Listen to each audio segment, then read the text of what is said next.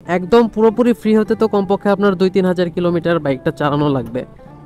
আর কত এই জায়গায় 100 কিলোমিটার কিন্তু রান করা হয়ে গেল। আর আমি এখনো আমার বাইকটা ওইভাবে মডিফাই করি নাই এখনো। তো এখন থেকে যেহেতু মোটো ব্লগ করব, সেহেতু ভাবলাম যে আমার বাইকে কখন কি করব বা কখন কি হবে না হবে সব আমি আপনাদের সাথে তুলে ধরবো। হাই হোয়াটসঅ্যাপ গাইস, আসসালামু আলাইকুম। আশা করছি আপনারা সবাই অনেক ভালো আছেন। তো গাইস আমিও অনেক ভালো আছি। তো গাইস দেখতে দেখতেই কিন্তু আমার বাইকে প্রায় 100 কিলোমিটার রান করা হয়ে গেল। তো এই যে দেখুন, আমার বাইকটা এখন চলছে হচ্ছে 99 কিলোমিটার। তো আর 1 কিলো পরেই কিন্তু মিটারটা 99 থেকে 100 হয়ে যাবে। তো এই জন্যই মেনলি আজকের ভিডিওটা করার। আমি আপনাদের জানাবো আসলে 100 কিলোমিটার চলার পর বাইকে কি কি পরিবর্তন লক্ষ্য করা যায়। সর্বপ্রথমে একটা কথা বলি, 100 কিলোমিটার একটা বাইকের জন্য এটা কিন্তু কিছুই না, বিশেষ করে নতুন বাইক। তো আমি এই বাইকটা 2 দিন যাবৎ চালাইতেছি। তো যখন নিয়ে আসছি তখন 50 কিলোর মতো চালানো হয়েছে, আর আজকে 50 কিলোর মতো চালাইলাম। আসলে এই 2 দিনে এর থেকে বেশি কিন্তু আমি চালাইতে পারি নাই। তো আর 100 কিলোমিটার রান করার পর, মানে 100 কিলোমিটার বাইক চালানোর পর নতুন বাইকে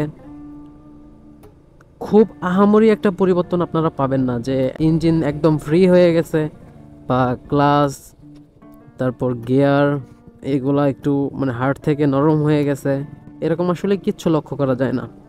তো আমি কালকেও আমার বাইকটা যেরকম চালাইছি, মানে 0 কিলোমিটার থেকে আজকে যে 100 কিলোমিটার এই যে হয়ে যাবে এখনই, আপনাদের একটু দেখাই। আর কত এই জায়গায় 100 কিলোমিটার কিন্তু রান করা হয়ে গেল, মানে 100 কিলোমিটার চালানো হয়ে গেল আমার বাইকটা।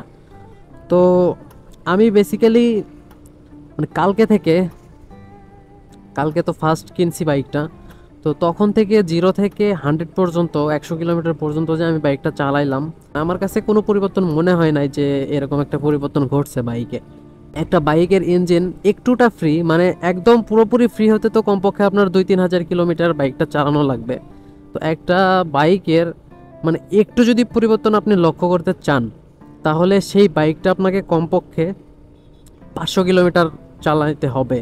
500 কিলোমিটার চালানোর পরে আপনি কিছু পরিবর্তন লক্ষ্য করবেন, ইঞ্জিন অনেকটা ফ্রি হয়ে যাবে। কিন্তু এই অবস্থায় 100 কিলোমিটার চালাইলে আসলে কোনো পরিবর্তনই বাইকে লক্ষ্য করা যায় না। তো যারা যারা আমার বাইকের ফুল ভিডিওটা দেখেন নাই, বাইকটা আমি কোন শোরুম থেকে নিলাম, যারা যারা ওই ভিডিওটা দেখেন নাই তারা তারা অবশ্যই আমার চ্যানেলের আগের ভিডিওটা দেখে নেবেন।